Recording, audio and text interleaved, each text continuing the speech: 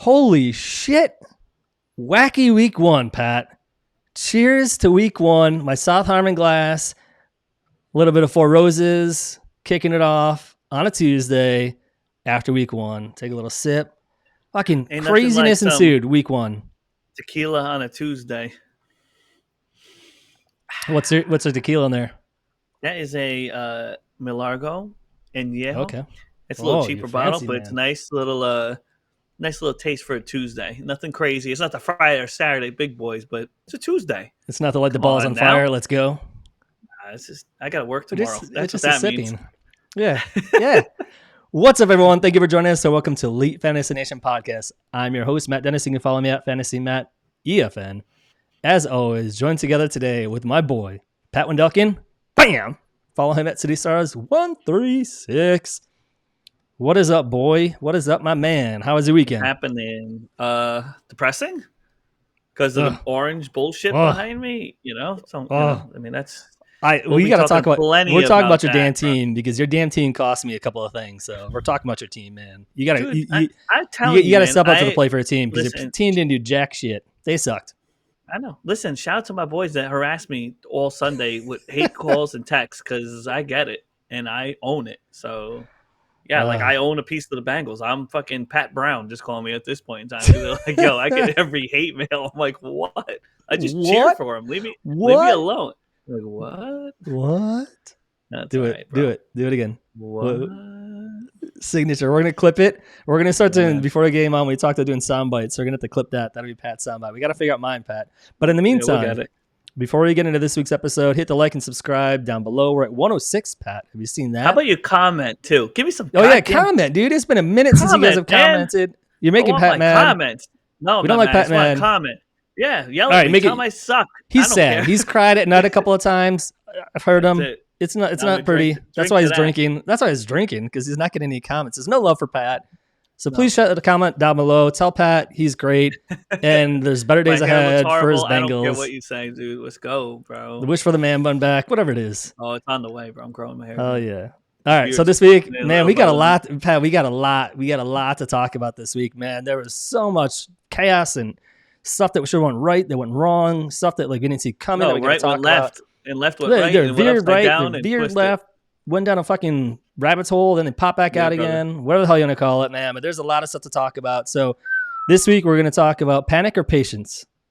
It is only week one, but there's a lot of question marks that are out there, a lot of horrible performances in fantasy that cost us games, and questionable things that happen, money, games, all that, and then some.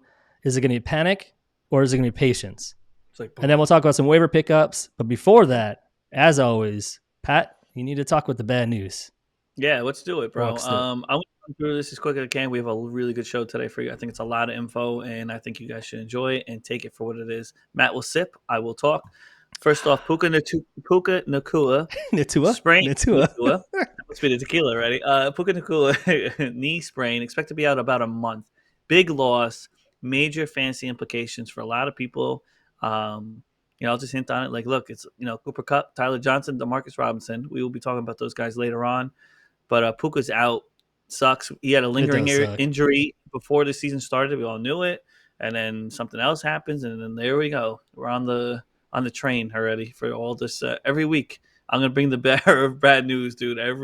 That's why I give it to you, Pat. No offense. I never told you this, but I don't want to be the bearer of bad news. So that's why it's cool. I'll be the bad. I'll wear a cape or something next time. You just smile. Just smile while you're doing it, man. Smile while you're doing it. That's all we ask. So sinister. I love it.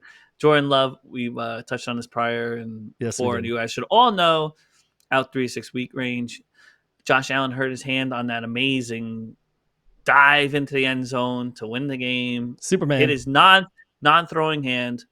That's key. All good. He is playing Thursday, and he's going to whip the Dolphins' ass. I'm just throwing it out there. That's my prediction anyway, but why not? Next up, Jerry's World has a bump. Jake Ferguson sprained medial collateral ligament in his knee, expecting to miss some time. They have not gave a timeline yet, but he is not playing because that's a great tight end. He's out. Another great tight end, David Njoku, high ankle sprain, expected to miss several games. Dude, no that time sucks, frame. Man. And everyone had high hope for him. I had a lot of high hope. In it. So that's 2 tight ends I out. had a lot of high hope for that Shout guy. out to your boy Roma Dunes, out week to week. Oh. MCL sprain.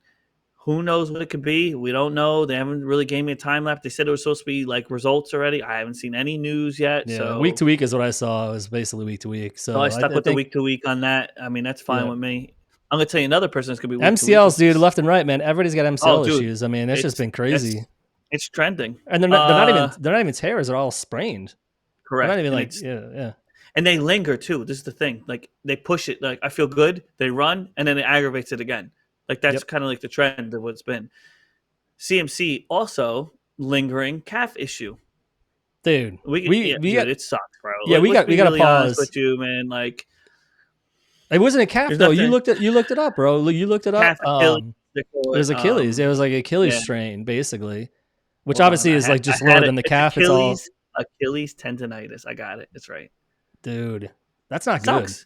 No, dude. That's your number 2 pick in all these redrafts, bro. Or number 1 major. Did you know of anybody? Did you hear any analyst? Oh, fuck, yeah, drink to that shit because he cost me a match. I didn't win one because hey, go ahead. I did reap the benefits, man. Why not? Because one wins, one loses. Yeah, they didn't have him. They literally, I am Schefter. Like it's 10 funny minutes before the game. Oh, he's not playing, or like 20 minutes before. I'm like, what? Oh, it was longer than that. It was like at 3:00 in the afternoon here, which is like 3 hours before the game. It was like 2 hours before the game. Close. It was closer than thing. And then like as they got closer, they're like, yeah, this is like major news. I'm like, well, clearly they kept that under wraps very well this whole time. They hit that like fucking crazy. Week to week. Week to week too. Not even like it was just a 1 week thing. Ready for this? And this is where I praise some people in my leagues that I follow and we all are really good at. And we'll shout out Howell. Howell is the king of handcuffs. And this is why you try to pair up a gentleman that either has an injury, prone to injury, or B, it's just smart to have it and throw it on your bench. The handcuff to especially somebody you can get running a CMC early and then you get the handcuff way late. Like later. You don't have to later reach for that. Yeah. And 90% of people didn't, but there's a gentleman in my league that did. Shout out to Tommy. He got him and he started him last night. That's how crazy that was. Tommy boy. And Howell didn't have him. Tommy had him.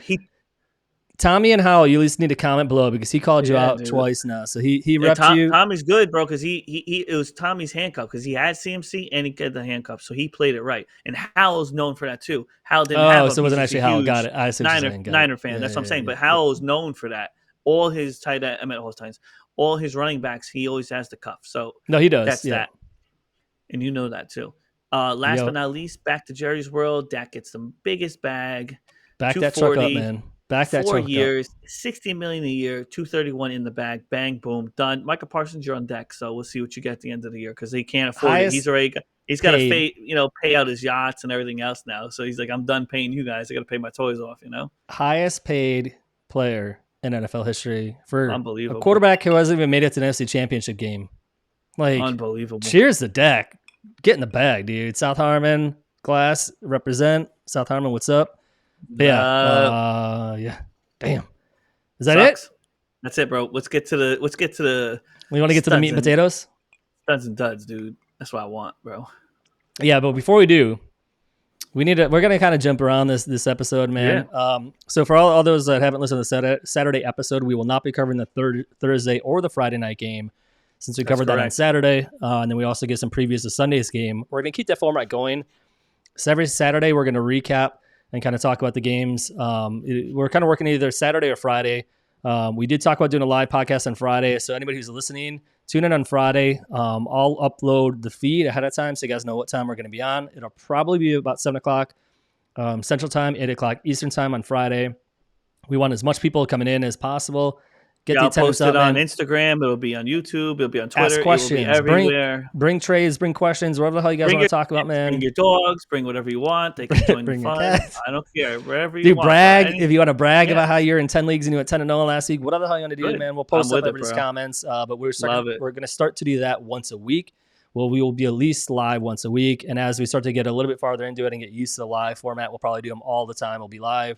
Friday, tune in. And then Saturday, we'll always do another episode of either trades or anything that we might have missed from Friday. So we got a big, like Pat talked about, we got a huge episode today, man. Week 1 is in the books. Spent all this time off season, man. Excited about what we're going to see And then we went, what? Or in Pat's case, what? What? Like, my thing is like this. I don't think we're gonna have weeks like this as filled as what it should be. Like, I mean, you're gonna have studs and you're gonna have duds, but this week there's a was lot like, though, I think dude. a little more. There's a lot of surprises like, though. That's the whole thing. Yeah, it There's was a way lot off of the kilter surprises on this one. Yeah, Didn't like it. But so we'll do studs and duds, or like however you want to term it. So studs and duds. Then we'll follow it out with some waiver wire pickups. We're going to be dropping this tonight, and then if you don't listen to us on All In. South Harmony we mentioned before. Very similar feed, but that'll be audio feed that'll go out for tomorrow morning to be launched. But before we start there, Pat, what's up? I want to we're going to start a new kind of question that we're going to do, a new format that we're going to do. And we're going to call every week, we're going to have panic or patience. Roger so it's our new theme. And the first one, and allow us to tie back to what we've seen as far as the duds and obviously some studs. So kind of like this, we ebb and flow. But I like this, just panic or patience. Yeah. Week one, we talked about panic button, or do you use your patience and relax and everything's gonna be all right? Drink a beer and just like hopefully it goes away. So I'm gonna ask you your team, go for it, which is just draped behind you, the Cincinnati Bengals offense. Not even one player. Yes. I'm just gonna say offense. Total offense. You have panic or patience, Pat. Go one by one. Talk about them. Let's go. So let's be real. You watched the game, but you watched the game in entirety, like every single play. Oh, loved it. Not really. Did you cry? It was horrible. Did you cry? No, I had heartburn. I swear to God, it was pathetic, to be honest with you. There is no panic yet. Matt and I have always talked about this, and we practice what we preach, but we really don't do it. But the lack of practice, the lack of preseason, the lack of snaps together, Jamar Chase is holding out, T. Higgins gets hurt, he was in practice, this and that. All these new components, all these new things for Joe Burrow to get used to. New tools. Mixon's no longer there. Yeah, there's no flow, bro. Mixon was the man in the backfield. He's killing it in freaking Houston. Shout out to him, man. God, that's awesome. Bro. Oh, he's got his finger up in the air. He's doing this. He's like, yeah. He's having a blast, dude. And and now I'm like this. Guys. I'm like, it brings like a tear to my. I'm like, damn. I'm like, we had it so good, and what a year does. And it's like Joe Burrow makes it through camp with no injuries. His first time, his whole entire career ever in the NFL of going through a full camp or off season. First time. Dude, it sucks. And then it's like, well, Jamar doesn't want to show up. We have new running backs. We got a new line, new T. Higgins hurt. And then Higgins hurt. Then it was like the Jamar 2 days before. It was like drama. 2 practices before. Yeah. Yeah, it sucked, dude. The whole thing was a bitch. There's a little bit of patience. Would have sprinkled a little bit of like urgency to see this get together, because I feel like I see this every year with them. It's like a kickstart.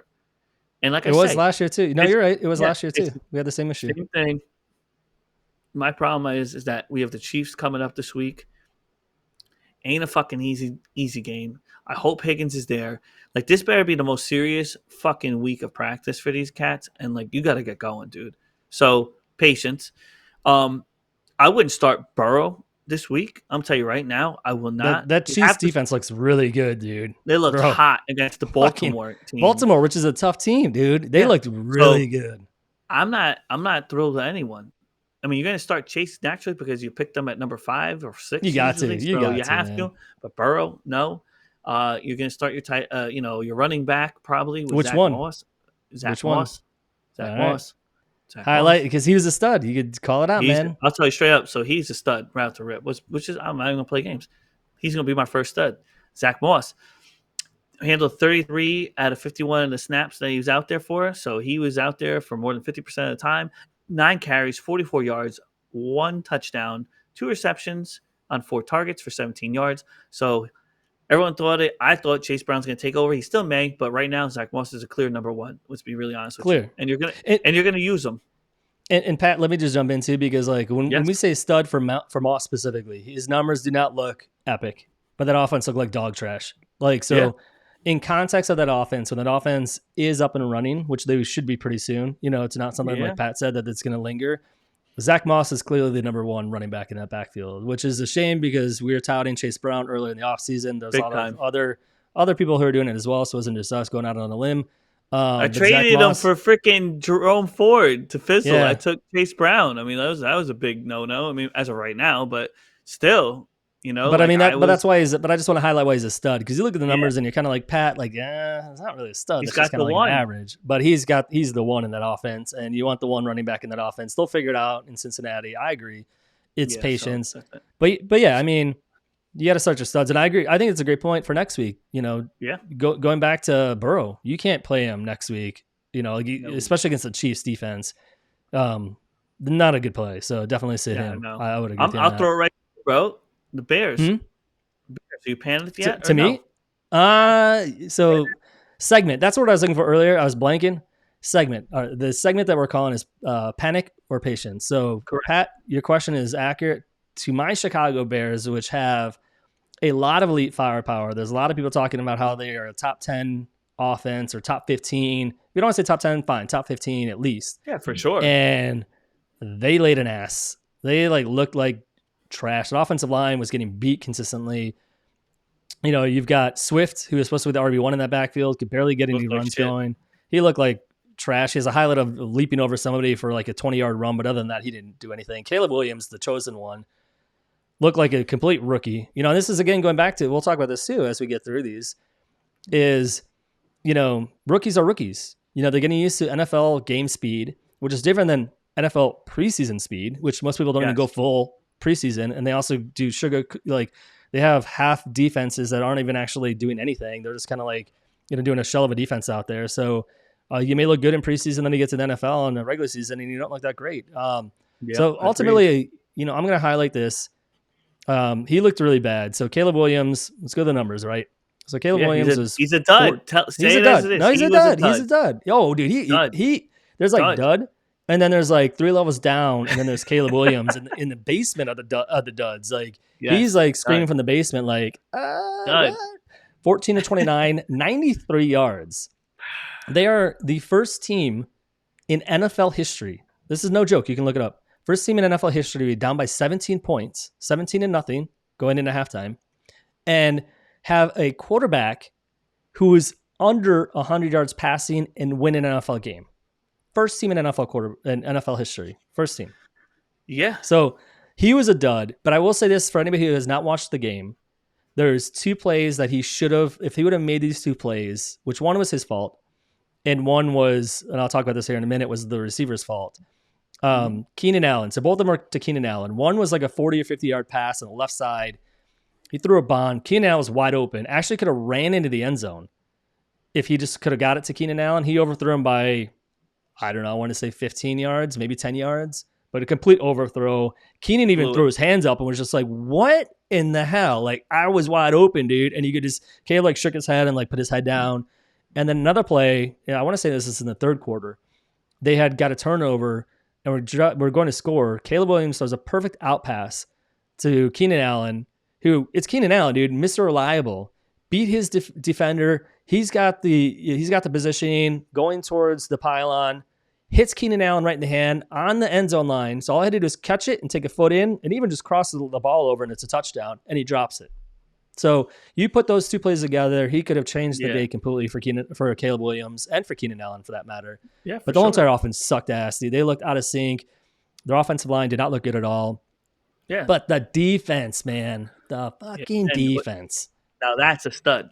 That is the stud. And we call, dude, I'm gonna ding. I'm dinging that bell, dude. Ring We're the dinging bell, that baby. bell. Ringing. Oh, we got to do that as a soundbite too. We got to do the ring the bell, man. Listen, ringing the bell. And you might as well listen. Tell them what it is, bro. The Chargers. You tell them what it is. You tell them what I said. Tell them what I said. Bears defense is a top 5 this year. He told me straight up in the beginning. We have it on record. We have the receipt for it. And I'm going to tell you right now. You need to look at them in your waiver wire. And if you don't, you're looking at something wrong because that is a solid defense that's dropping 26 points. Like you might not get it every week, but they're going to give you double digits the way they were playing. And it was phenomenal. So dude, I'm just telling you straight up how it is. Give the stats on the defense, man. Oh, dude. It's like 2 interceptions, 3 sacks, forced fumble. Was a punt return or a block punt return? Block punt return for a touchdown. So the 2 turnovers that were resulted in touchdowns for the defense or special teams. 1 for the defense, 1 for the special teams. Dude, it was just ridiculous, bro. They looked 3 sacks. Bam. I'm cool with that. I said I loved it, bro. I'm with it. Forced fumble, So, dude. They are going to destroy teams. Like, mark my so words, man. Top 5 yeah, defense. If you don't know, now you know. And if you're not paying attention, you're not subscribing, this is why you subscribe, because I said it. You can look up the receipts. You can look up a couple of episodes ago when we were talking about yeah, who we're excited about. I specifically called it out, and Pat totally agrees that yeah. they will I'm be a with it. top 5 defense. And so, can All I tell right. you this? All right, I want to tell you one other thing. Since Yeah. we're in it, and in the jerseys there, I'm gonna go with my duds. We're just touching the game. We'll get them out of the way. Our 2 homer teams. Do it. Joe Burrow, 21 and 29 looks good, but 164 is not a Burrow number. No touchdowns, no interceptions. It was just a vanilla shit Horrible. game. And Horrible. then Jamar had 6 for 62.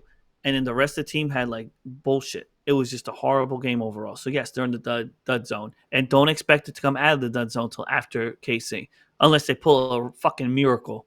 I mean, like, I've seen weird shit, but I don't even know what the spread is. I'll find out later during the episode. But right now, no fucking way. Do not touch it. Leave it alone. Let them just grow together. Week 3, week 4, you should start seeing them crawl out of this basement. That's all I can say.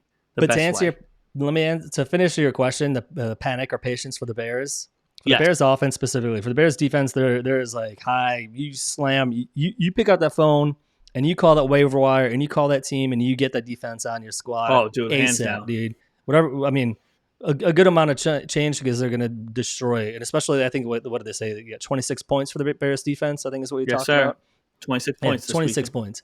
So I am having patience on their offense. I think. Okay, cool. I think there's better days ahead. I think the defensive front for Tennessee is actually pretty good. So it doesn't surprise me that they were able to kind of they ran over some of the defensive line or the offensive linemen for the Bears. Like, I'm talking like straight up like train, like just Mack truck just running you over, dude. Like, see, that's like a problem. Dude, offensive linemen's on their ass. The young quarterback like that, you got to protect these guys, man. You seen it with Burrow when he was in there too. They'll get hurt, and there's no. There was a couple of miss where like somebody had a double team, and another offensive lineman comes in for a triple team and leaves another guy wide open who's like streaking for like rushing the quarterback. So just dumb shit like that. So I have patience for now. I think better days are ahead. I think Caleb's shaking off the rust. I think they're going to look at the tape. They're going to try to come back better. I'm not saying next week. They've got the Texans next week, who also has a really good defense. So I'm not going to say it's going to happen automatically next week. You want to be careful. It is, until they really start to show it, there's a lot to work on that offense, a lot of moving parts. The one that I'm really most worried about, though, is Swift, to be honest with you. Like, I don't know if he's capable of being the lead back in that offense. If I were to say out of any from a panic, is going to be Swift, which I actually have him in quite a few leagues, so that kind of sucks. And I was touting him at the beginning of the year. So that sucks. But that's my answer there. So we're going to keep it going, man. I got another one for you. I think this one's really good, because I think a lot of people were hoping with this new quarterback in town and all these first-round offensive weapons that this quarterback was going to turn this team and start scoring those points fairly quickly. That didn't happen. Panic or patience on the Atlanta Falcons? Specifically, Kirk O'Chains. You're going to panic because, dude, you spent a lot of money. He's coming off the injury. There's a lot of mental play in this. Like I was telling you, earlier we had a previous talk, before off air. It's a lot of things, and the mental game is just as much as the physical game now. So he has to shake it off. They're ready to win. Bo Nix. Oh my God. Sorry. Oh, wow. Sorry about that. Penix. Not Bo Nix. Penix is in the wing, and that's chomping at the bit too. That's on his mind. Don't think he isn't like, oh, they just drafted this guy. He gets paid, but he wants to play. He was a number 1 drafted player for Atlanta, dude. So yeah, Penix is like sitting there right in the wings. Dude, you got all these guys, man, that are willing to get the ball too. You got, Drake London. You got Kyle Pitts, who everyone's waiting to see if it's a freaking bang or bust for him, especially. Luckily, he got a touchdown. He got a touchdown. Luckily, Pitts. That's what saved his ass. Because 3 of 26, 3 receptions, 26 yards is nothing. That's like a mediocre tight end. I told you, Ray McLeod, four receptions for 50 yards. That was your top. Had the most targets. Wide receiver. Yes, it's 7. Correct.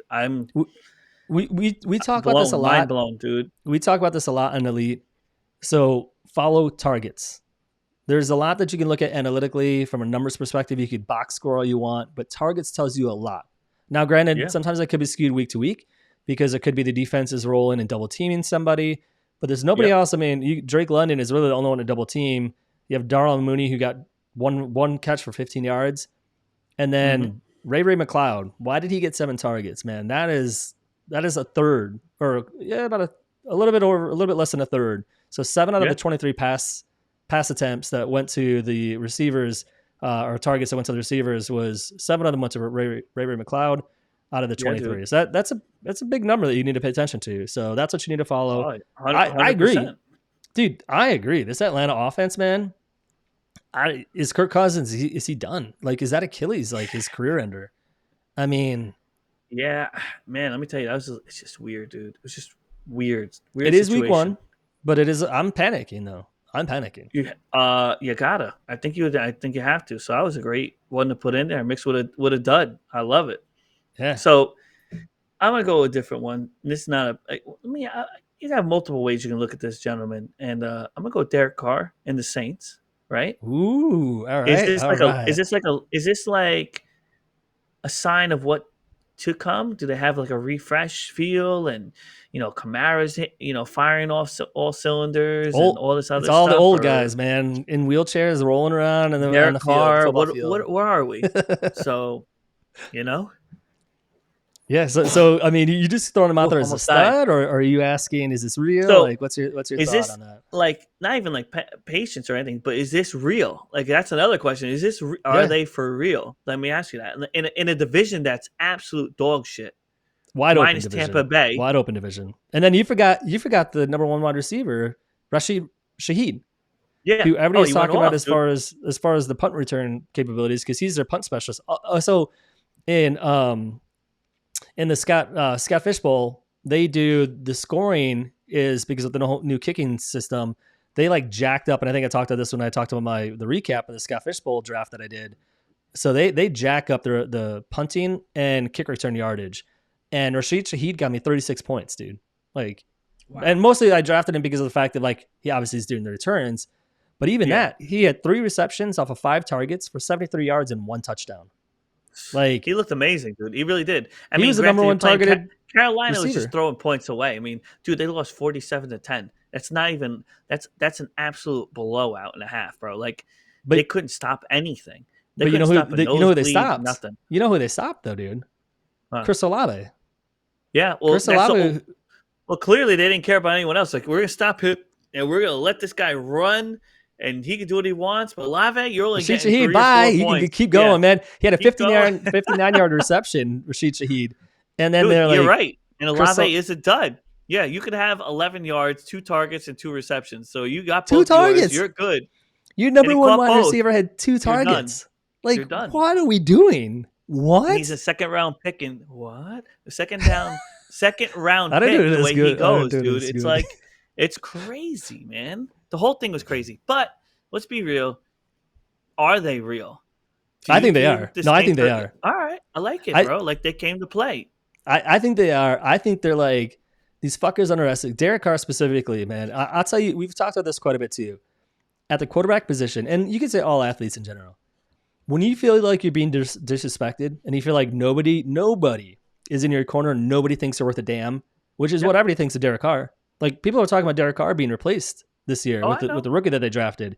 Shout out to everyone in the Elite Fantasy Nation Best Ball, because I still hung by him and I haven't let him go. People are like, oh, he's worth nothing. Just give him to me. Kiss my ass. He's worth something. I still got him, bro. But I mean, so to go back to the point, I think they are real. Now, are they 47 points real every week? Which is crazy because 47 points, considering what the offense did. I mean, their offense besides Derek Carr really didn't do anything. I mean, but anyways, like Derek Carr, I think he's real. I think he's got a chip on his shoulder. I think he's saying fuck you to the world. I think he's like, suck it. Alvin Kamara, who last year when he got suspended, everybody was like, oh, he's done, da-da-da. He didn't look that great at times, last year. And everybody's like, oh, he's probably going to be replaced. And like, why didn't they bring anybody back there with him? And he's like, nope, I'm still here. Guess what? I'm still here. That's what he said. You know what we needed to really talk about? So I agree. It wasn't panic or patience. It was more about, is it real? I think it is real.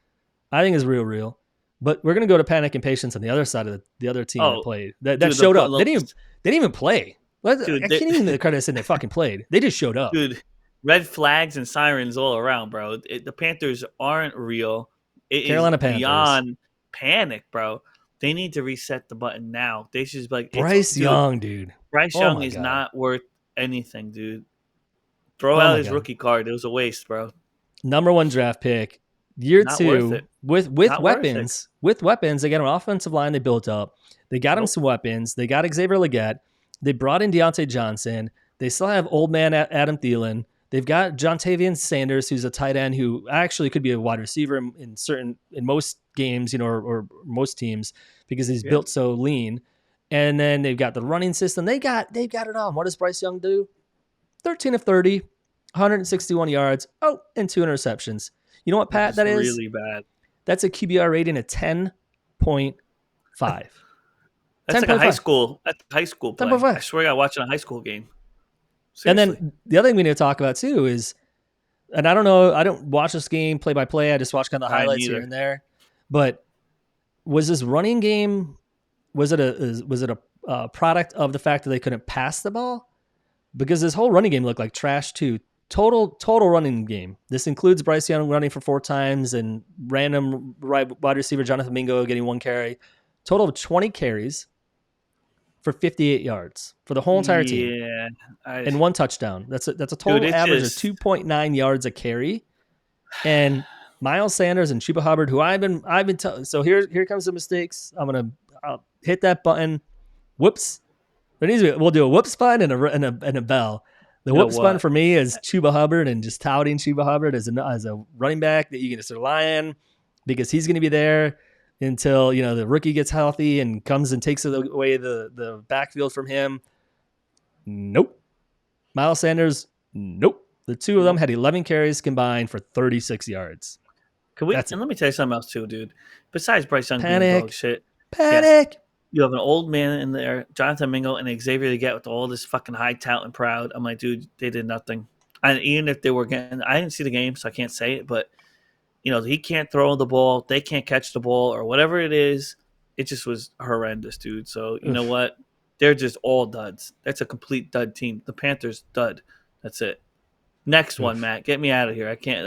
Or give me some positiveness. Come on. We're gonna do a grouping. We're gonna do no. I don't know if this is positive. No, not yet. Sorry, bud. Okay. We're gonna do a grouping of panic or patience. Go. Top 5 tight ends. Oof. We're grouping a lot of tight ends together. Evan Ingram, Travis Kelce. You got Mark Andrews. Who else am I missing? Laporta. Thank you. That was the other one I'm missing too. Top 5 tight ends. Njoku was up there. Njoku, and you could even say Pitts, who granted he got a touchdown, but you take that touchdown away, he only had 23 yards. Yep. I mean, are you panicking? What's the deal? Like, what happened to the tight end top 5? I think it's like the tight end. They're like, listen, no. They just said no. We're throwing everybody else. They're all holding each other in a boat as it's sinking for the week. Yeah, man, it was just bad all around, bro. I mean, there's nothing else to say. They were just literally, come on, bro. I mean, you hit Ingram, 1 reception, 5 yards. Horrible, dude. There's nothing else to say. I'm like, 1 reception, dude. Dude, he was a tight end 3 last year. Yeah, he was heavy. People were trading him in Dynasty. I was heavy on him. I was hitting that draft. I'm going to skip off the top 5. I'm going to wait for Ingram at tight end 8, and he's going to be tight end 3 this year. Nope. Not getting after game 1. No. Not, bro, I'm telling you, man. It's just, I don't know, man. It's very disappointing. Even like Laporta, like even the whole Detroit game. Dude, Laporta. Like, that was. Let's just hit the Detroit game. Yeah, I mean, there's a lot. So let's be honest. Who, like, in your eyes, do you think what you saw from running backs to, like, the running backs split by committee, Gibbs and Monty? Monty had a phenomenal game. He's showing he's here to stay, correct? So, dude, he's like, you're not going to be rid of me that easily. No. I mean, Gibbs, how much was he still injured? I know they said going into week 1, the game, they said that he is fully healthy. He was a full go. But were they really treating him fully? Is he fully healthy, or is he just good enough to play? Question mark. Yeah, I don't think it's – I mean, there was talks that, like, Gibbs was going to take over the backfield this season. That's obviously not coming to fruition so far. I mean, I know it is week 1. We're going to highlight that, continue to highlight that. And when we say panic, these are things that, like, yes, there are issues at week 1, but we're also worried It's that more it of could like be it's like a lingering. question mark you got to It's a throw on there. lingering. Like, It's like, is it going to linger, or is it like, it's 1 week and move on? Yeah, that backfield. I mean, I've got Monty in a couple, and honestly, a couple of leagues, and honestly, when everybody's like hammering the Gibbs early, I was like, you guys can take the running backs early, man. You know me, I draft wide receivers early, and then I wait for yes, running sir. backs later. I'll do that's your big deal. I know that already. I've been anchor around running it way too back, much. and then I'll Yep. wait. And Monty was one of the guys that I waited for because I was like, he's going to be there, So and he's not going anywhere, bro. Not going so anywhere. let's be real. I mean, now we're gonna go into a dud, which is gonna be Amon-Ra St. Brown. Oh, Targeted dude. 6 times, 3 receptions for 13 yards. Right? We know we're not gonna play this game, bro. You ain't going He's still anywhere. elite. He's still elite, bro. He's He's not elite. going One anywhere. Yeah, he's still one elite. game off. Now Jameson Williams, Yes, sir. 9 targets, 5 receptions, 121, 1 touchdown. I mean, that's pretty damn impressive. Because even Well, like you said, dude, he was just catching everything that went to him. I mean, he was just ready for it. The bomb, everything. Like, he was the pick of the litter for the day, for sure. yeah. And honestly, like they touted Jameson Williams in the offseason. This is his first offseason of being fully out with the team. If this is his third year in the league. First year is coming off a torn ACL from Alabama. They drafted him early. I think top 11, top 12 that Detroit drafted him. They knew it was going to take a while for him to get healthy. They were willing to wait. At the end of his rookie year, he had a couple of blowout games where he put up, I think, a 60-yard touchdown in one game. So he looked really good, in flashes, right? Last year gets suspended for being an idiot and gambling on games and got suspended. So he obviously missed the beginning of the season for that. And then again, trying to get the timing back. So it was a rough last year, but they said this year, man, in camp, he had a lot of praise from the whole coaching staff. Like, wow, like he looks like he's put in the work. He's here. They're like, we're so excited with what we see with him. And they displayed it. Now, to your point, is Amon-Ra St. Brown going to only get 6 targets or 6 targets, 3 receptions, 13 yards every week? Doubtful. No. You look at the Rams, they probably were doing stuff to take away St. Brown, but it's also the hot hand. Jameson Williams, he's a speedster, man, from Alabama. He was known to be the guy who's just going to go deep, and they hit him for a 52-yard touchdown. I mean, it's crazy. So I think Jameson is going to be there to stay. I think if anything, I think it'll probably hurt more of Laporta with having Jameson there and St. Brown. I can see that. Yes. Versus it being, I know Jameson Williams does completely different routes than Laporta, but I'm just talking about ball positioning and ball distribution. And you have St. Brown, who's probably going to be more the primary kind of like inside guy. And then you have Jameson Williams, who's going to be the outside guy. And then you have Laporta, who's probably going to be the third fiddle now. So I think it actually hurts him. Instead of him being 2 in that offense, I actually see him as being 3 in that offense. So I agree 1,000%, dude. Yeah, and then Jahmyr Gibbs, I honestly do slightly worry about for how high people drafted him. I mean, he was like the running back 3 off the board, if not running back 2, depending on you had Brees Hall, you had CMC, then you just had Gibbs right after that. Bijan, or you might have Bijan. So top 4. I have Bijan and Gibbs in one league. That's how I drafted them. No, I remember. Yeah, I remember that. So it's like, dropped, yeah, that definitely hurts for being drafted as a running back 4, and he did as little as he did. I mean, granted, he scored a touchdown, so he saved you on that, but he didn't do correct. Great. So I'm going to flip the coin and go to the Rams real quick. Kind of like, no panic or patience, mixed with a little bit of everything. Puka's injury, Cooper Kupp steps up. Looks like the Triple Crown winner. So he looked 2 years ago, man. He's dude, it's all the old guys going like, yo, bro, you forgot about me. They're like, don't forget about me. I'm still here. 21 targets, 14 receptions, 110, 1 touchdown. He looked phenomenal. Caught everything. He looked like Spider-Man out there. Oh, they had a run for him too. Like he had 2 runs, I think. 2 carries in the great. backfield. He had he had 2 rushing attempts for 10 yards. So that's cool. Old like man I said, cup. man, it sucks that Puka, I didn't take Puka. I had an opportunity in one of the other leagues. And the fact that he had that injury in the beginning made me put an asterisk and next to his name. It lingered too. It's not like it was and just now there. Look at it.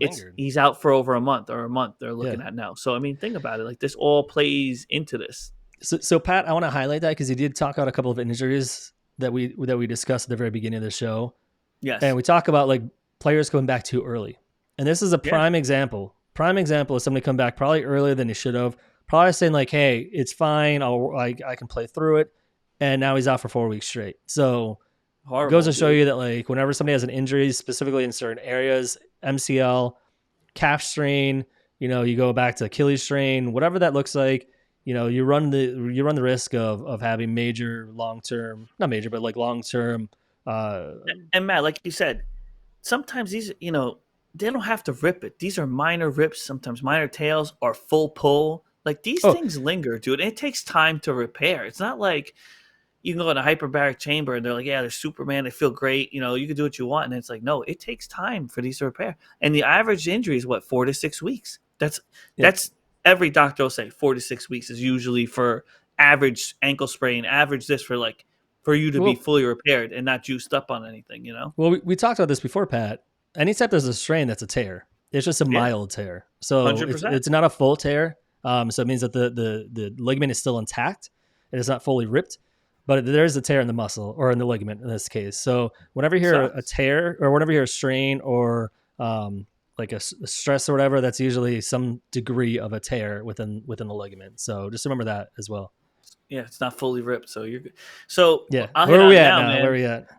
So look, like I said, man, and in saying that, I'll just throw it out there. Like we got, we have our waiver wire, who we're gonna look at, and Yeah, drop I'm him. gonna take. I think Tyler Who Johnson. who are you calling on the waiver wire to come Tyler Johnson will replace to probably come? be Okay. the number one call right after because he also ended up with 5 receptions on 7 targets with 79 yards.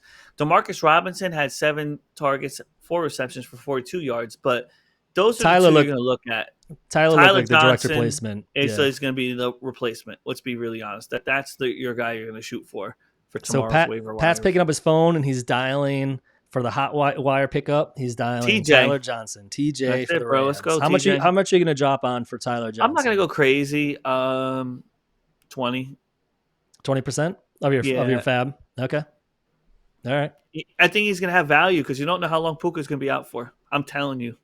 Okay. No, that's fair. And when he comes back, how do you know? You went through Yeah. preseason, had this. You come back one game and you're hurt again. I can't trust it. No Yeah. freaking way.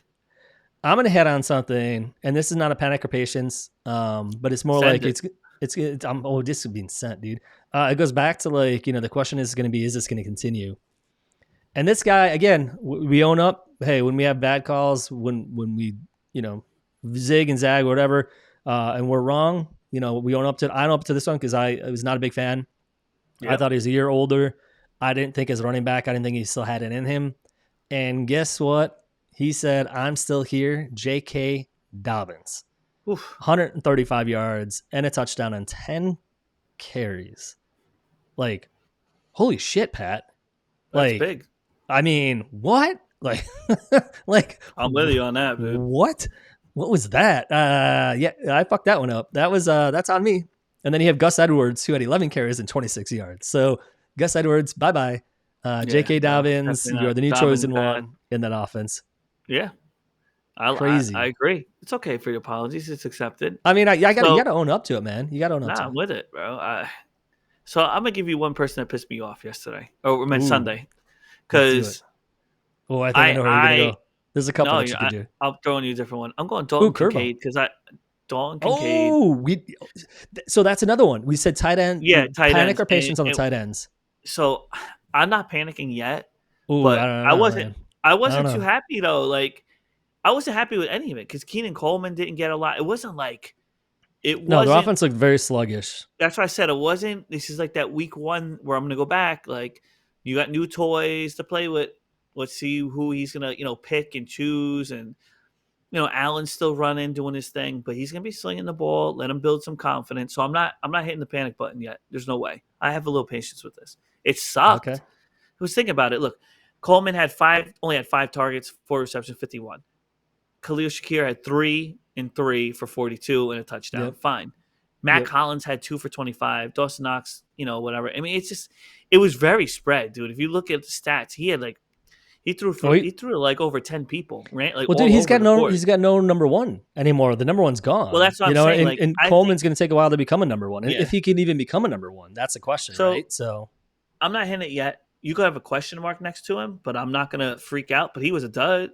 I mean, you're only getting 2 targets, 1 reception for 11 yards. You're a goddamn dud. So Oh, hell That yeah. I'm going to go. I was disappointed. I have high hopes for him. I still Yep. do. I'm not throwing him out. I throw him out yet. So only him Don't though. So the offense you overreact, think will bro. be, you think the offense will recover. Josh Allen actually had a Yeah, good game. I We're think gonna everything. The give flow will Josh be Allen there. his props. Give Josh Allen Yeah, his props. dude. So it was. I'll tell you right now, he was an absolute stud. Yep. There's no ifs, ands, or buts about it. So he was 18 for 23, 232, 2 touchdowns, 9 carries for 39 yards, 2 touchdowns, 1 lost fumble. I mean, come on, dude. That's an absolute solid, stellar game, bro. Like, And let's just talk about it. He did not look that good. Like he looked bad at the beginning of the game. Like he looked like he was definitely like yeah. And the he hurt first his half hand does too not. at the end. There people Yep. were nervous about that because we spoke about that. You're like, oh, he has a little injury. But thank God it's not his throwing hand, it's his other hand. And like I said, he will be playing Thursday night against the Dolphins. And that's very important for people to see because I don't think people realize that's, Yeah, he's that's a quick turnaround if your hand's hurt. Like dude, you're he's not like gonna he's the risk number it. one. Let's be honest, he's the number one quarterback that was pretty much taken throughout the year. Like through Yeah. all redrafts. That was the first one to board. So no stress. So I like that. Sometimes And I'm with hurts, it. but yeah, mostly it's him. But yeah, mostly it's him. So fuck it. Keep it in the same game. Throw it to the Let's Cardinal roll. side. Let the other bird. What bird didn't get picked on? No. Go for Wah, it. wah, wah. I mean, panic or patience, rookies. Like we talked about Caleb a minute ago. We talked about the Caleb for the Bears, but you have another rookie, Marvin Harrison Jr. Like was touted as like, I mean, they drafted him so high, dude. Like it was gonna be like, oh my god, the chosen one is here. He's elite. He can't, one reception, 4 yard Pat. Not 14, not 40. And There's that's no not zero. his fault. That's not his fault because Kyler Murray's short ass didn't see him down the field, miraculously throwing to the wrong people, and the guy's doing jumping jacks and cartwheels and backflips in the one corner and doesn't see him. So that should have been a touchdown and it should have been higher. Dude, he should have shot sure. fireworks. He should have been like, dude, he could have had a sign like this, holding in the air, like, bro, he had like open. the neon. He should have had the neon hotel signs. The arrow. Yeah, like me, I'm open. Like, yo, right here, jackass. I'm right here. Man, that was frustrating to watch. When I saw that highlight, I'm like, what? I'm like, well, dude. I mean, honestly, and I forgot if we talked about him. We're just rolling at this point. Trey McBride, same. Yeah. I mean, you said a lot of investors in that. Another tight end that was big. They're like, oh, he's going to ball out this year again? Week one. Nope. We're highlighting week one. He had 9 targets. He did have a lot of targets, so we did talk about this. We mentioned it earlier. Yeah. You look at targets share. So Trey McBride had the most amount of targets in the whole entire Arizona offense. He only caught 5 of them. I don't know if they were just bad throws or whatever, or if they're overthrows, or maybe trying to throw it out of bounds and McBride was near him. Don't know. But he had 9 targets, 5 receptions for 30 yards. Yeah. And full PPR, that is 3.5 or no, 8 points in full PPR, which is not that good for a tight end. That's supposed to be an elite tight end. I'm with it. So we're going to fly to the East Coast and we're going to land into Miami. And I'm going to dude. Oh, here it goes. Bringing up my man. I like this dude. I am. And he's on my waiver wire. So if you hear me and you know who I am, you know what I'm going to go for. I am going for Tank Bigsby. The other, okay, you said Miami. I thought you were going to go for the other side of the ball, but you can handle that. I'll handle the other Dolphins. One. Yeah.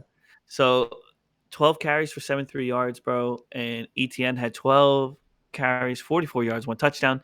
So that just shows it was a 50-50 back.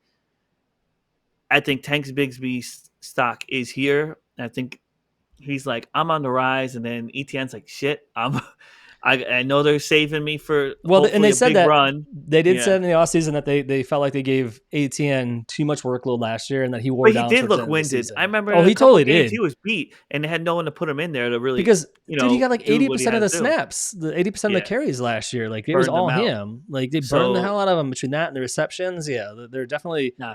Now, is it going to be 50-50? Who knows? But I would take it. I'll throw 30% on that one. I have a real good feeling. I think that like down there with Doug Peterson, why not? I could see him like, let's flirt with some split carries and the hot hand. Let's go. So I got a question for you on that side of the ball before we get onto the Dolphins side. Love it. Panic or patience? The passing for the Jacksonville Jaguars. Not yet. But Trevor Lawrence has not looked elite, dude. He was a 101 when he was drafted years ago for the Jacksonville Jaguars. He's now in his 4th year, I believe. He had dud numbers though. You're right. 12 for 21. Dude, 12 for 21, 162 yards and a touchdown. That is not an elite quarterback. He's not an elite quarterback. Dud. But can I tell you who was the shining star? Here's my shining star, and I have him in a lot of leagues. Brian Thomas Jr., dude. Brian I like what I motherfucking saw. Thomas Jr. 4 Hell targets, yeah. 4 Rookie. receptions, 47 Rookie, yards, Texas. 1 Let's go. TD. Bro, Longhorns I'm telling all you day. right now, I am investing in him, and I invested him in a couple leagues already. So, yes, Brian Thomas, yes. Gabe Davis had the most amount of yards, but Brian Thomas but- actually tied the team for the most amount of targets at 4. There was And 3 Christian people Kirk, that. I am not worried about Christian Kirk. No, I'm more he worried had one- about he Evan. had I'm cash. more worried about Evan Ingram because, dude, he should have been. He's the drop guy, like in the middle every time. Well, he was like the most reliable guy last year. And here's the thing, Pat. Like, Gabe Davis's routes are much different than what Brian Thomas is going to give you. All the Brian way Thomas down. is Gabe Davis is just like Yeah, streak it. keeps You're going. going to do posts. You're going to do Yeah. flies. You're going to do whatever the hell you're going to do. Just run. Just go. Yep. And then Brian Thomas is going to feed in the inside, in the middle. So you're right.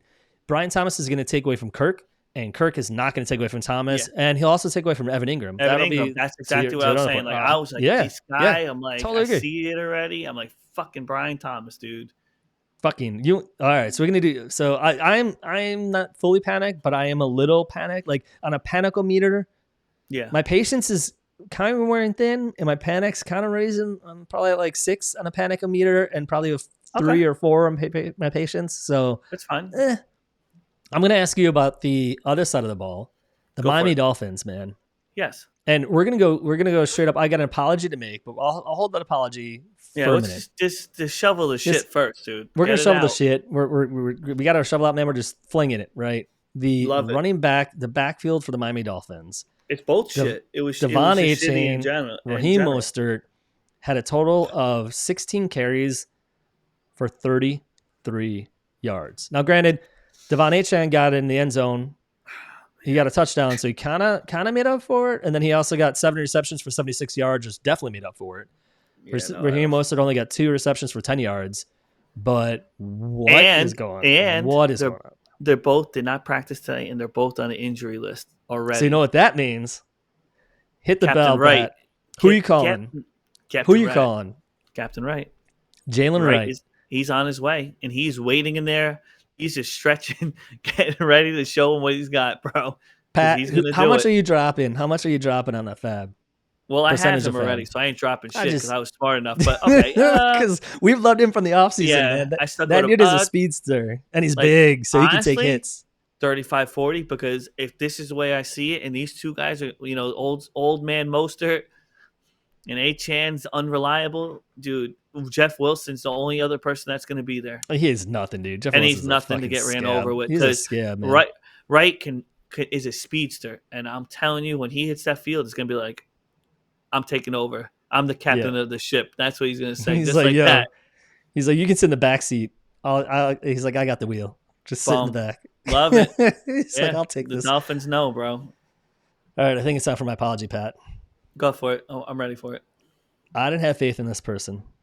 Not that I had faith in them. I need to correct that statement. Mm-hmm. For where they're being drafted, this player specifically, I did not think that they're worth the draft position and where they're being drafted in like the 3rd round. About as I look up, 3rd or 4th, call it, but probably high 3rd. And in the elite offense, in the Miami offense, this wide receiver did not do well last year. But my problem was not with him. My problem was actually with the fact that I didn't know Tua could support 2 wide receivers. Tyreek is always going to be the number 1. So the question was, is Jalen Waddle, the other Jalen, could Jalen Waddle live up to the hype that he had a couple of years ago when he was a rookie that he hasn't really had since basically Tyreek Hill came into play? And I've talked about that trade that I traded away Waddle and I got DJ Moore. Well, that could be flipping on me this year because it may look like I made a huge mistake. Who knows? But you got a rookie. It's okay. But I'm gonna apologize to Jalen Waddle, and the people that like love Jalen Waddle are probably going like, what? Like, why does this guy not like have Jalen Waddle higher? I just didn't think Tua could actually support 2 wide receivers in that high-powered offense, especially running the ball as much as they were. I was proven wrong when Jalen Waddle said, hold up, hold my beer. I'm going to go 5 for 5, 109 yards. Did not score a touchdown, but still in full PPR is 15.9 points for the week. Absolutely solid. Dude, solid for wide receiver 2 or potentially wide receiver 3, depending on how he was drafted. I mean, I'll take that every day. Yeah, man. But I mean, Tyreek Hill obviously balled out like he always balls out, man. He got arrested. Dude, he got arrested, man. I know. He's Still going. He's like, I don't care. I'm after still he going to gets play my arrested, game. gets thrown onto the ground, gets embarrassed, and then he's got all everybody's streaming his arrest on social media. He's like, yeah, well, let me put on my shoes and we're going to Go to work. And he went to work. 12 targets. 12 targets, Pat. 12 full targets, which is almost triple what Jalen Waddle got. So he caught 7 for 130 yards and 1 touchdown, a long bomb of 80 yards, where he then proceeded to do his handcuffs celebration in the end zone. So listen, ding the bell on those motherfuckers, and apologies to Jalen Waddle. My bad. Yeah, you did right. He accepts it. So I'm going in harder than hell right now because you know who I'm going for. I'm head hunting. I'm in this area. I live in New Jersey. I am 10 minutes from New York City. I have 2 teams I have. I'm going to drink to this one because I'm just going to let you have the mic. Just have my Pat go. This is no surprise, which is crazy. For some people, all I hear in sports talk radio is the Giants and Daniel Jones. Why is anyone surprised at what he didn't do or what he did do? I'm being real calm about it. The man, you know what he did do? He showed us who he was in the last preseason game. And carried right over. And it continued on.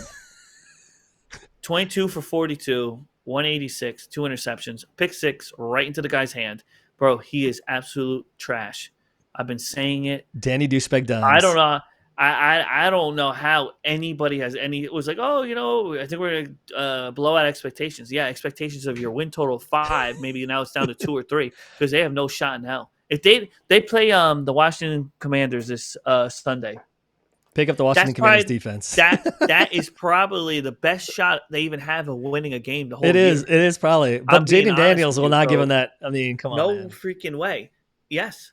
Trash. You know who suffers? Fucking Neighbors, dude. I'm telling you now, this poor bastard. Another rookie that we haven't talked about yet. Deal with this. Like, dude, these rookies get destroyed. And like the Panthers Daniel Jones and the Giants are going to be the worst 2 teams in the league. That's it. Daniel Jones' QBR even the Patriots look better, bro. They do. They beat your team, dude. Bro, Jacoby Brissett looked like fucking Tom Brady. I was like, holy shit. I said, what am I watching today? I'm like, this is crazy. It fucking cost me Survivor, dude. Them and the Atlanta Falcons, bastard teams, man. They can go suck it. I'm just saying, I have 2 Survivor leagues, and I got kicked out of both of them from those 2 teams.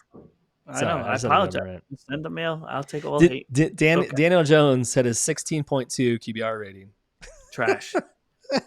I'm just saying. So he threw the ball 42 times. So here's another question for you for Dayball. Another question for you. Fire his ass too. Well, dude, this is what the question is. That quarterback's that bad.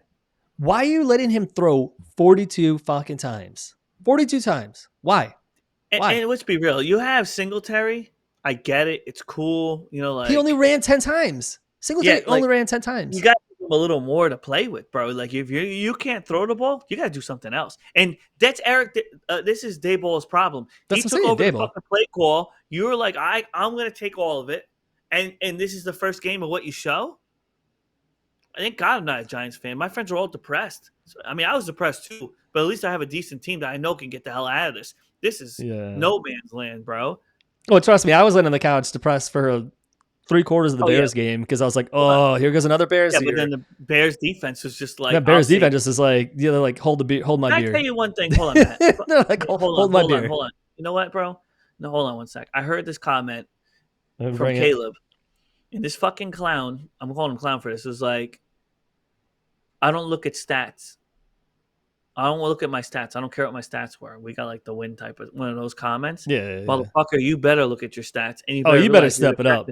Bro, you better fucking step it up. You think you're going to win with 98 yards and all this crap? Like, I mean, what? Like, that's a what? Like, what? My eyes lit up. I'm like, you don't care about your stats. Well, how do you? I mean, you can't rely on the defense. That's one of the worst. That's one of the worst games in NFL. That is the worst game. Worst game in NFL history where a team has actually won when they're down by 17 and the quarterback is under 100 yards passing. First time in NFL history. So, like, what was his QBR? Can I ask you that? I mean, I don't know if you know it off. No, it's fine. But I'll rip it. I got it right here. No. I got it right here. Besides that team, it was just like it just didn't look right. But you can't say that. I totally agree. I'm not, bro. I didn't throw him a life vest. He had a shitty game, dude. And the worst part about it was how many balls he had batted down. He's a 6 foot tall quarterback, so he's not 6'3", 6'4". That might be one of the biggest problems that comes out of this is the amount of balls that like he literally had 4 or 5 balls batted down at the line of scrimmage. Like that sucks. I literally was like after the 5th one, I was like, what the fuck, dude? Like stop throwing it right after the lineman. Like he's just sticking his hand up and is blocking the ball. No. His QBR rating was 23.5, so he defeated. That's fucking dog shit. It is dog shit, but it's better than fucking dog shit Danny Dimes. Yeah. And whatever the hell else. But look what you're comparing. It's just like look at the where you're being put at. You want to be compared to Danny Dimes? It's like and Bryce Young. Bryce Young. 2 quarterbacks who probably won't be in the league next year. They're gonna be like in the CFL or the fucking CFL. One's gonna be a dentist and the other one's gonna be like a fucking architect. That's what they're. Well, Danny got paid, so the fucking Giants Danny doesn't give a shit. He's good. He's already got the money for a few years. He can retire. He didn't give a shit. He's like, you guys are just stupid. I'm taking the bag to the bank and I'm running. Giants. Stupid. Anyway, sorry about that. All right, dude, I love the rant. A lot of duds. I don't want to keep going. Let's get some fun back in this thing. Bro. Let's get some happiness back here. All right. You want me to hit him or I'm gonna hit you? Hit it. I like this one guy because you know what? No, fuck it. I'm gonna do this one. I'm going kicker again. I like that. I told you I'm into the weird count. Shit. Kickers count. Kickers matter. And in redraft, I'm tired of people saying, "I'll take this. I don't matter. I'll draft. I'll pick up. I'll pick them waiver, off after waiver, the draft. Right after the draft, I'll pick them up. Yeah, Suck or it. I'll do Suck this. it. Suck it. So if you didn't learn from Matt with the defense and the Bears, okay, now you're gonna learn that kickers matter. Jake Moody in my league dropped 26 points. Now if you had 26 points. Now, Jake Moody, and if you had like the Vikings defense with 23, or the Bears, or you had the Bears with 26, that's 52 points, Pat. 52 right, points. And that's more than 5 of the elite. Let's rat them off. Yeah. So we had like Amon-Ra, Kincaid, like Burrow was one of them. Chase had nothing. Burrow. That's what I'm saying. There's a few others that I can keep going. I mean, you had Marvin Harrison Jr. Yeah. Oh my God. There's more. You could probably actually. Evan Ingram. Yeah. You put all those together and you probably at 35, not even 30 points. All those together. And those are elite draft people who are drafting elite positions. And Laporta, you could throw in there too. He didn't have a good game. Throw Laporta in there. Let's throw Kelsey in there too. Kelsey didn't have a good game. Mark Andrews, hell, throw all the damn tight ends in there. That's what I'm saying. So you look at all these people, and then just between a kicker and a defense, absolutely smokes 52 points. So I don't want to hear you know what the average, it doesn't matter. 100%, Pat. Like, sorry to interrupt you, bro. I'm tired of it. I'm tired of it too, dude. So you want to hear, like, most people in most leagues, if you're doing a normal redraft, typically you've got quarterback, 2 running backs, 2 wide receivers, a tight end, a flex, kicker, defense, right? Yeah. So what is 100%. That? So you got quarterback, two running backs, 2 wide receivers, tight end, flex, and then you got 9 positions, okay? Yep. So in a normal 9-position and 10-position league, where you're filling 10 spots on your roster, yeah, average usually between, if you have like 115, you had a good week, right? Yeah. Would you agree with that? 115. Yeah, if you're around that 115, 120, that's 120. A solid week. It's a solid week. Usually you'll win, for sure. Unless it's a juice league where like you get bonus points and all this other craziness that goes with it. So 120, you had a kicker and a defense who gave you 52. That's almost half to get you to the 120. I just want to highlight that. I'm going to highlight that. 2 out of the 9. It's crazy though. 2 out of the 9. You can't. That's why I'm tired of people discrediting these things. Like, why would we draft them? Then don't even have them in the league. Then don't even have them in the league. Just take them off. If it's not a big deal, nobody gives a shit about them, take them off the league. Or have it be fun, matter. And that's how you win. And that's how you win is because you actually pay attention to the Bears. And then guess what? Keep sleeping on it, and that's it. So I'm good. You can take the next one. I had my mini rant. I love it, man. We're spicy today. I love it. I'm gonna go to somebody who said, you know what? They wrote me off. I'm gonna steal Fizzle's line. So Fizzle, if you're listening in South Harmon, if you don't listen and pay attention to Fizzle, fucking amazing on South Harmon, Fizzle Fridays. Go to the YouTube channel for South Harmon. Like and subscribe that YouTube channel. Also follow Fizzle Friday. You can follow live. Fizzle Dollars. Do Fizzle Fridays. You wrote me, but I haven't wrote back.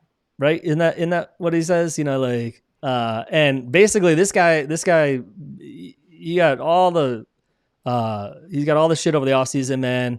And I'm just gonna say, man, Baker Mayfield said, you know what? Fuck you guys. Hold my beer. I'm just gonna go into the game. And what am I going to do? I'm going to be like the top 2 or 3, depending on scoring and how it's laid out. I think it was either the top 1 quarterback for the whole entire fantasy week. And what did he do? 30 pass attempts, 24 completions, 289 yards, and 4. Count them. 4 touchdowns. QBR rating of 86.2, which is total rating in general of 146.4 on ESPN. But Unbelievable. Yeah. Oh, dude. And he spread it out too. So like not only did Godwin got his, Mike Evans got his. Mike Evans had 2 touchdowns. Godwin had 1. Yeah, Jalen McMillan, the rookie, got only 1 reception that he caught out of 3 that were targeted at him for 32 yards and a touchdown. Dude, he was sprinkling. He's like, I'll give you some. I'm going to give you some. Oh, you want some over there? I'm going to throw it over there. Like, dude, he is balled out. But the fucking stinker, not everything's good in gravy on that team. The worst part was Rachaad White. He was supposed to be the RB1 in that backfield. Yeah. All he's got to worry about is a rookie behind him. So RB1, Rachaad White. What did he do? 15 carries, 31 yards. That's an average of 2.1 yards. Same running back, same backfield, same defense. And Bucky Irvin, the rookie out of Oregon, comes in, has 9 carries for 62 yards along with 31. Bucky Irvin is fast. He's a little lean, but he's a fast guy, dude. He's got a lot of mobility. The only thing that really saved Rachaad White was he got 6 receptions for 75 yards, no touchdowns. But that was really the only thing. If you have Rachaad White that saved your fantasy day was the receptions. If you took that away or your reception is half PPR or you don't get any PPR, which is a dumb format, I don't recommend it at all, you basically had Rachaad White with the big old stank look on your face. Yeah, I like it. I like that. I like it, Matt. So we're gonna keep that positivity rolling, we're gonna go out to the Sea Chickens, and we're gonna go all the way out to Seattle. I want us to go back. Actually, can I interrupt you for 1 second? We're gonna pivot. Yeah, sure. We're gonna pivot. This is because this is your boy, Austin Eckler. Okay, I like right. it. So I'm gonna go same game as the Tampa Bay Buccaneers. You don't like like this. No. You don't like this. So same game. Brian Robinson is the clear number 1 running back in that backfield. Yes, sir. Brian Robinson Jr. with 12 carries, only 40 yards, so not a lot. But I'm only talking about amount of rushes that were allowed. He had 12 carries, 40 yards, 1 touchdown. Austin Eckler had 2 carries for 10 yards. He did also have 4 receptions for 52 yards, which led the team in receiving yards and receptions. But Austin Eckler, Yeah, well, we kind of figured out we had an idea Robinson that was his to be there. I think Eckler was just apply the pressure and help out. You know what I mean, along the way. Yeah. So yeah. Well, they said. I mean, and I listen to CBS Sports, and I love their podcast that they do, Fantasy Football Today. So obviously, a lot of you probably listen to them.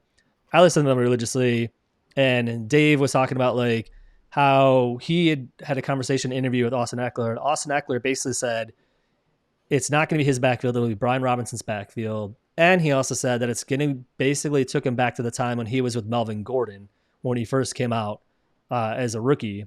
And if you remember, Melvin Gordon was the RB1 in that backfield, and it was Eckler as kind of the scat back.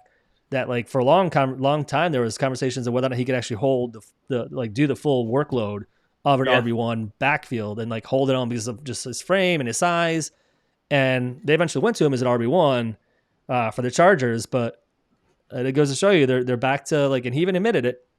He was like, "Yep, it's going back to like the early days when I first started in the league, and Melvin Gordon was on the backfield." He's like, "It's going to be his backfield, Brian Robinson, and I'm just going to be there." Before we move on for this game, I do have one question though. Go for it. Quarterback. So Jaden Daniels from passing was actually not that much better than Caleb Williams. He did have 184 yards off of 17 completions, 24 attempts, no touchdowns, no interceptions. But what he did do was he ran the ball more than Brian Robinson. 16 rushes, 16 from your quarterback. Yeah. 88 yards and 2 touchdowns. We talked about his small frame, dude. He won't survive. That has me really worried. RG3, I've said it numerous times on this podcast. If you don't listen, you don't remember, go back and look at the tapes. I've said I'm worried about his size. He reminds me of RG3. He's reckless. Yeah, I'm worried, man. I mean, I don't know if he can sustain that a full season, dude. NFL season with 17 games, and you're getting pounded by 200, 300-pound linemen and linebackers, and you're just you get clobbered. driven into the ground a few times or get clipped. You're not going to be happy. Trust me on that. Dude, look at Anthony Richardson, who screwed up his. I mean, that's a big boy. Anthony Richardson is a big human being, and he got his shoulder jacked up and dislocated or whatever.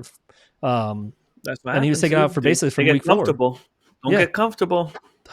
Anyways, it's okay. You're out. I like it. I interrupted you, man. I had to do a little on their side. I'm going to speed it up a little bit because I know our time is a little longer than usual, but I'll move it a little bit. Kenneth Walker, 20 carries, 103, one touchdown. Love it. I think that's absolute solid. He's the bell cow. Yep.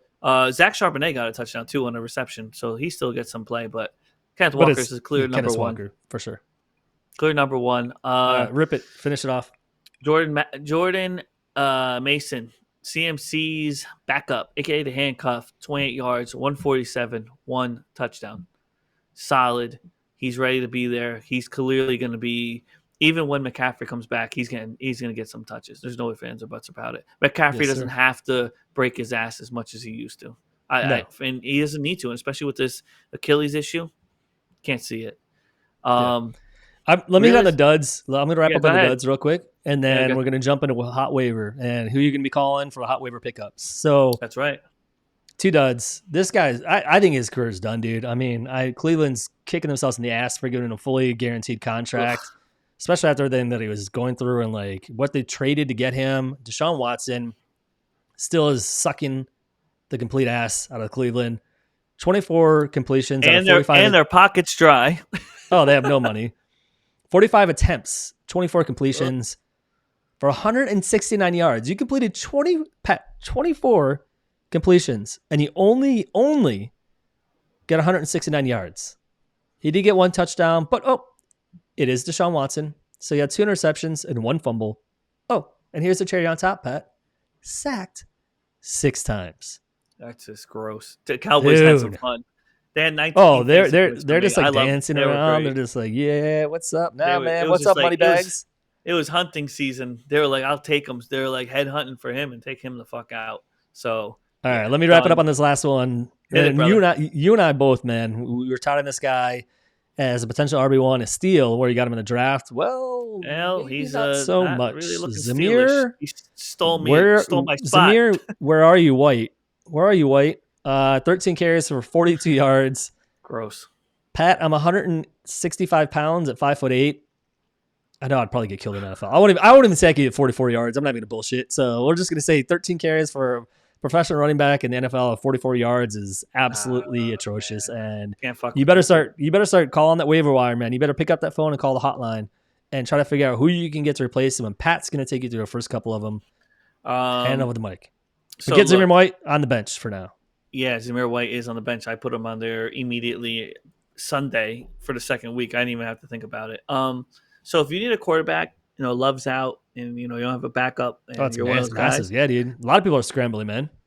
Derek Carr and Baker Mayfield, 1 and 2, no doubt. Don't forget about us. I think Baker might be the better play than Derek Carr. Still. I agree with you. I would take Baker 1, and then I would take Derek Carr 2. So don't stress. Life is good. Yep. If he's available, I doubt he is. J.K. Dobbins, a lot of people had him. I saw him in a lot of teams already. That's like a higher one. But if he isn't, J.K. Dobbins, dude, solid, 135, touchdown, 10 carries. It's a must-have on anyone's team. I just touched on briefly before, Jordan Mason. If you don't have the handcuffs, some people do, some don't. Go Jordan Mason. He's probably going to be like J.K., going to be probably harder to find. But always look. So here's the thing. Pat said this too, like, you may think, and I've had this happen last year, where I'm like, there's no way this guy's available. And I check, and again, I'm in 25 leagues, so checking every league is not always the easiest thing to do. You never know. You have no idea. And I found it was I think out of the 5 redrafts that I had, there was 1 redraft league where like somebody that was hot on the waiver wire was actually available, like a Jordan Mason or like a J.K. Dobbins. Yeah. So always check. Don't just assume that they're not going to be there, because you're going to be kicking yourself when you see that waiver claim go through the next day and they're not on your team. No. Man. Those two, those guys, all 4 absolute solids. Matt, take us home, bro. All right, we're gonna go. This is, we talked about a little bit coming out of Thursday game, but we're talking about pickups. So Isaiah Likely, man, Mark Andrews obviously is still going to be probably the tight end 1 in that offense. They did double coverage of most of the game. That's why Likely was open. But Likely's got an immense amount of talent coming out of Coastal Carolina 2 years ago or 3 years ago, I believe. He's built like a tight end, bigger like a tight end, built basically like kind of a bigger, beefier wide receiver, a smaller tight end, but has massive athletic skills. And he showed it. He balled out. So definitely Isaiah Likely, pick him up. He's worth putting in. I wouldn't put in a lot, maybe put in 7 to 12%. maybe 15 if you feel lucky. If you desperately need a tight end, 15 doesn't hurt. I think he's going to have viability throughout the whole entire season. I think they're going to start to look at two tight end sets and start to mix it up a little bit. So I'll say him, and then the other wide receiver that I'll finish off on, and then I'll give you some defenses. Alec Pierce. So question, in this Indianapolis Colts offense is, where was Pittman? Hey, where in the world is Pittman? Michael Pittman, who ring the bell. I ring the bell in a bad way, I guess. We didn't even hit him. We forgot about him. We did forget about him, but I was touting four receptions for 31 yards, just so everyone knows. And he was 7 points. That's 7 fucking points, dude. That was within the top three rounds. Wide receiver 18, probably. Yeah, as I say, was that the third round? He was around. Yeah, wide receiver 15 to 18. People probably drafted him about there, give or take. This is off the rip. But Alec Pierce, man, 3 catches, 125 yards, and 1 touchdown. And he's got some competition. And this is why it's important, Pat, is because Anthony Richardson was injured all of last year. Yes, sir. Is Pittman even going to be his go-to guy? Just because Pittman is considered the number one on offense does not mean that him and Anthony Richardson are going to be on the same page and that they're going to gel that well together. So It doesn't hurt. Throw out like 5-10% for Alec Pierce. See where it goes. Not? Maybe he'll become the number one on that offense, man. It's worth the risk. But don't go like crazy. Like maybe 5%. No. Like I wouldn't go more than 5 probably. Don't go 15, 20. Like he's not going to do 125 yards off 3 catches every week. So that's an anomaly. All right, take us on, Pat. Defenses matter, Pat. Yeah, defenses matter. We said it before. The Bears. Keep an eye on them. I think they're solid, top 5. A lot of people have them. They are not being taken in a lot of leagues. They are a very high percentage that they are available. And my last but not least, I'm going to take the Chargers as another one. If they're available, take them. I'll only allow 10 points last week against the Panthers because they suck. And like I said, man, you just got to ride these waves. And if you're not riding the waves, at least ride the wave of the Giants, ride the wave of the Panthers. Carolina Panthers. At the bottom you pick defenses.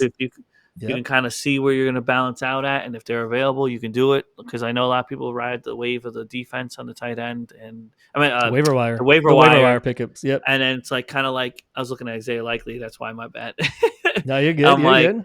So I'm like, defense matters. Like I told you, between Moody and the Bears would have gave you, goddamn, almost 60 points. 52 points. Yeah, like that's big. So do your research. Keep an eye on these matchups. Play a huge role. Matchups.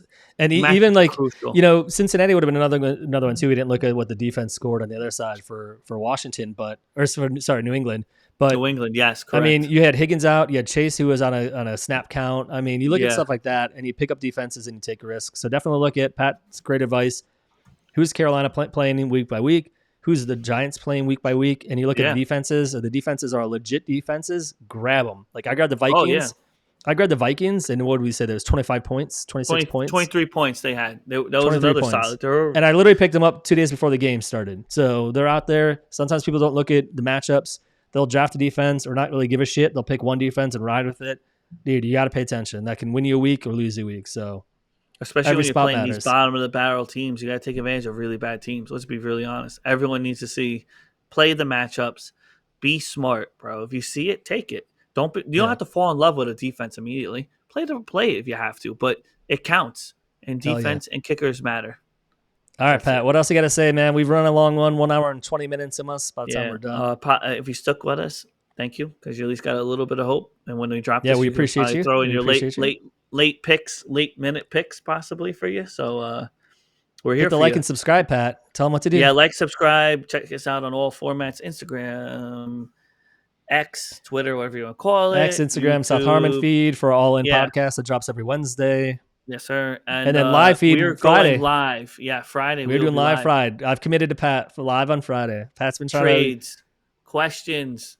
Bring it all. Bring all your questions, anything you got. What do you want to eat for dinner? I don't care. I will help you. Well, yeah. That's what I'm here for. Why did Pat shave his beard off in the first place? What was he thinking? Never again. All right, man. So we're on to week 2, Pat. On to week 2. Hopefully things look better. Funny, and it just goes by so fast. Enjoy it too. Like we don't realize. Definitely. Dude, this is fun, man. Like, and here's the deal. I've got 25 leagues. I think I went 10 and 15 this past week, so not a great showing by any means. I'm not touting. Last year I was touting all my good accolades because I had a lot of them. I had a lot of weeks where I had only lost a couple.